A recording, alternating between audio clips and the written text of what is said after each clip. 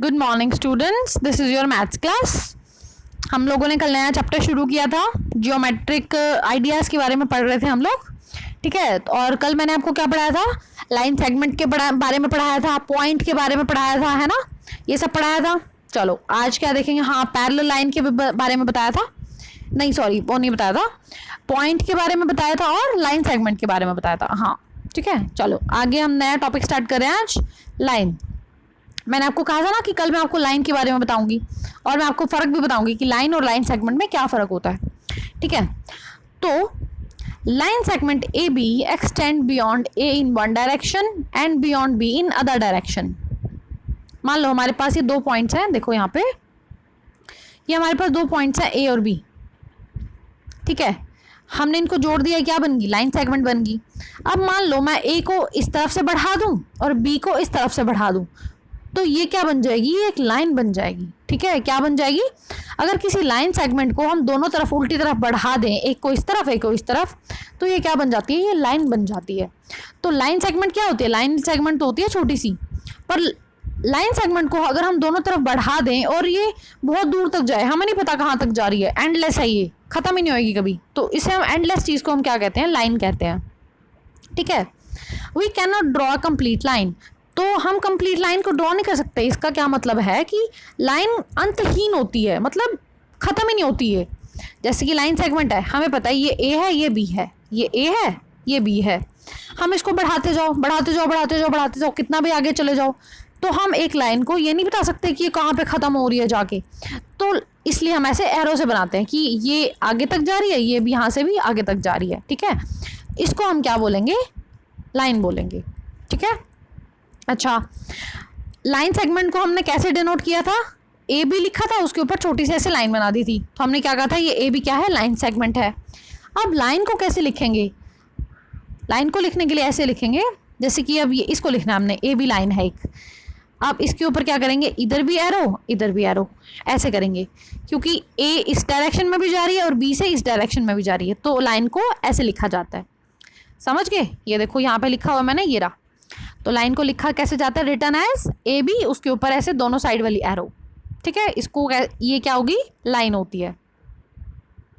ठीक है, countless number of points. अब एक लाइन के ऊपर कितने भी पॉइंट्स हो सकते हैं, हमें क्या पता कितने पॉइंट्स है। जैसे कि मान लो एक ये वाली लाइन है, इसके ऊपर यहाँ पे यहाँ पे यहाँ पे यहाँ पे कितने भी पॉइंट्स हो सकते हैं। तो हम एक लाइन के ऊपर कितने पॉइंट्स हो सकते हैं, हम उसे गिन नहीं सकते, काउंटलेस होते हैं ये। ठीक है, और इन्हें कैसे डिनोट किया जाता है? मतलब एक लाइन को हम क्या कह सकते हैं, कुछ नाम कैसे देंगे उसको? एल एम एन, इस तरह से इनको नाम दे देते हैं। जैसे कि मान लो मैंने क्या कह दिया, इस लाइन का क्या नाम है? एल नाम की लाइन है ये, और उसके ऊपर कौन कौन से पॉइंट्स हैं? ए और बी उसके ऊपर पॉइंट है। अब पॉइंट और लाइन सेगमेंट और लाइन समझ आ गया आपको क्या क्या होती है? ठीक है, जैसे कि मान लो हमारे पास ये कौन सी लाइन है, क्या नाम है इस लाइन का? एम नाम है इस लाइन का। ठीक है, और उसके ऊपर कौन से पॉइंट्स हैं? पी और क्यू पॉइंट्स हैं। और लाइन सेगमेंट कौन सी है हमारे पास? पी क्यू लाइन सेगमेंट है। समझ रहे हो लाइन सेगमेंट क्या होती है, लाइन क्या होती है? ठीक है, और पॉइंट्स क्या होते हैं? ठीक है, तो ये क्या पढ़ा हमने? लाइन के बारे में पढ़ा। चलो आगे देखते हैं, इंटरसेक्टिंग लाइंस। इंटरसेक्ट का मतलब होता है काटना। क्या मतलब होता है? काटना। जब दो चीज़ें एक दूसरे को काट देती हैं तो उसे हम क्या बोलते हैं? इंटरसेक्ट कर दिया। जैसे कि two lines L and M pass through point P. देखो अब यहाँ पे हमारे पास दो लाइन्स हैं, एक ये वाली लाइन है, एक ये वाली लाइन है। इस लाइन को हमने क्या नाम दिया? एल। ये देखो ये वाली लाइन है, इसको हमने क्या कहा? एल नाम की लाइन है ये। और इस लाइन को हमने क्या नाम दिया? एम। एम नाम है इस लाइन का। ठीक है, अब ये वाली दो लाइन्स है एल और एम, ये कहाँ पे काट रही हैं? इस वाले पॉइंट के ऊपर काट रही हैं, पी पॉइंट के ऊपर। Two lines L and M pass through point P. अभी किस पॉइंट से जा रही हैं? पी से पास हो रही हैं। L and M intersect at P. अब हम क्या कह सकते हैं कि एल और एम कहाँ पे काट रही हैं? पी पॉइंट के ऊपर काट रही हैं। ठीक है, दो लाइन जब एक पॉइंट पे काटती हैं उसे हम क्या बोलते हैं? कि वो इंटरसेक्ट कर रही हैं। ठीक है, देखो क्या डेफिनेशन होती है, if two lines have one common point they are called intersecting lines. अब जब दो लाइन गुजर रही हैं और उनके बीच में एक ही कॉमन पॉइंट है, इन दोनों लाइन के बीच में एक कॉमन पॉइंट है ना, ये वाला, जब दो लाइन्स के बीच में एक कॉमन पॉइंट होता है तब हम क्या बोलेंगे? कि वो इंटरसेक्टिंग लाइंस हैं, ठीक है, मतलब वो एक दूसरे को काट रही हैं। समझ गए इंटरसेक्टिंग लाइन कौन सी होती है?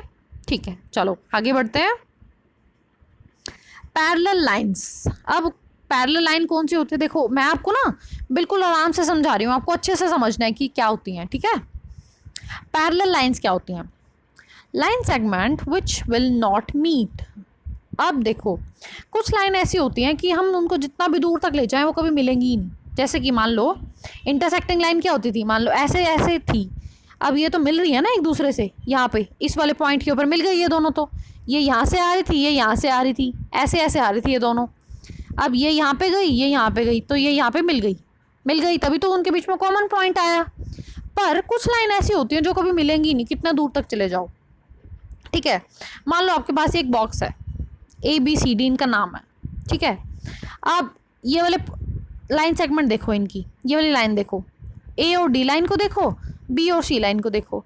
अब मान लो हमने इनको बढ़ाते गए, बढ़ा दिया ऐसे, B और C को भी ऐसे ऐसे ऐसे ऐसे बढ़ा दिया, तो क्या ये मिल रही हैं? नहीं, ये तो मिल नहीं रही। अब नीचे आगे आगे आगे तक चले जाओ, यहाँ भी आगे आगे आगे तक चले जाओ, तो ये मिल नहीं रही। तो इसका क्या मतलब हुआ? ये लाइंस क्या है? पैरेलल लाइंस हैं।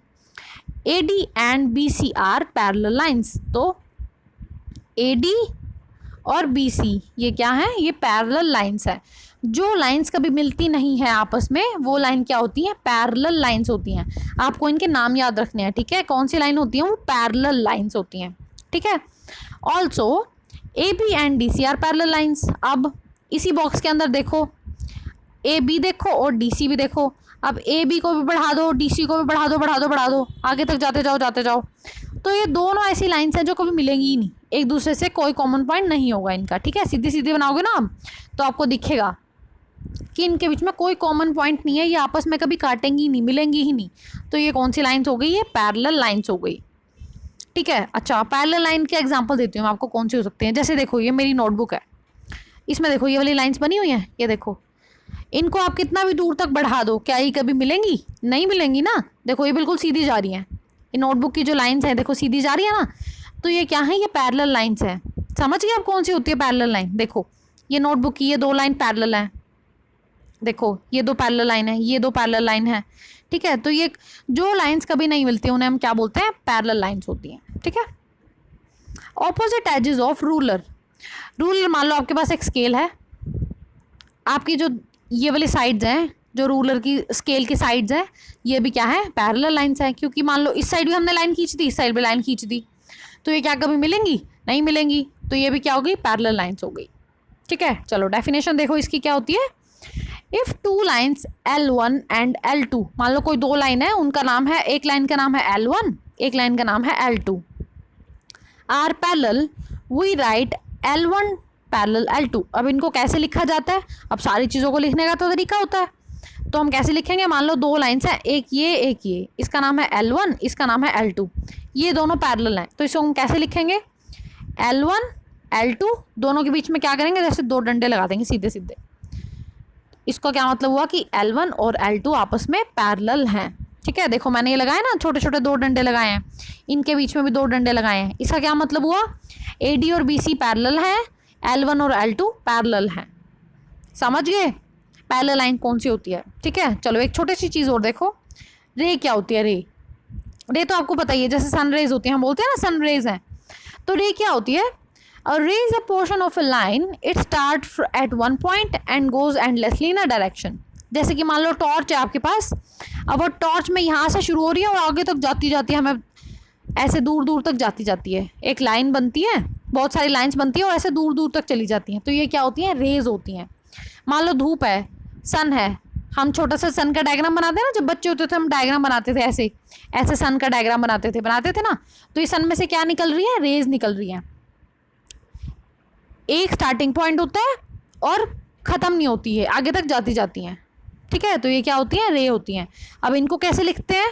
जैसे कि मान लो ये AP एक रे है, तो एक पॉइंट से तो शुरू हो रही है पर आगे तक जा रही है, हमें पता नहीं कहाँ तक जाएगी, तो हम क्या करेंगे? सिर्फ एक साइड एरो बना देंगे, क्योंकि हमें ये तो पता है कि कहाँ से शुरू हो रही है, पर ये नहीं पता कि कहाँ ख़त्म हो रही है, ठीक है।